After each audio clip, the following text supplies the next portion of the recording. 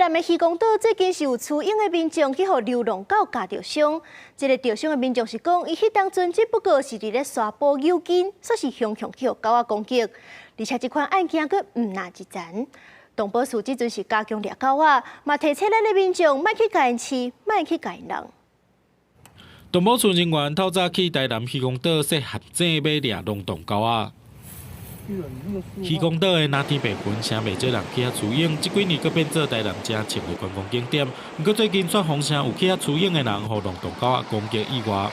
我距离它大概4-5公尺吧，我只是在旁边那边做暖身，也没有冲过来。就是我意识到之后，我已经被咬了。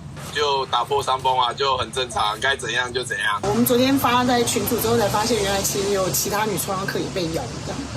对，然后他只是在那边看海、看浪况，然后狗就冲过来追他，就赶快蹲下去，然后保护自己，然后就咬到脚，然后咬了狗就跑掉了。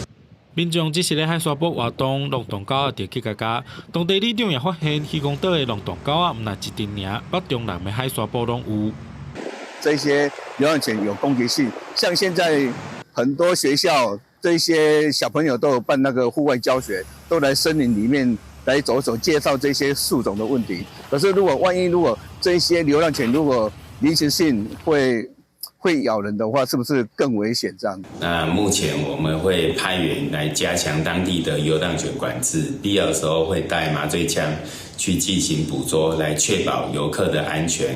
渔光岛的美丽海沙坡景致，声济民众去佚佗。即马所出现龙洞狗降价以外，目前动保处强调会先用陷阱甲掠，若掠袂到，才会用麻醉枪避免有人受伤。记者综合报道。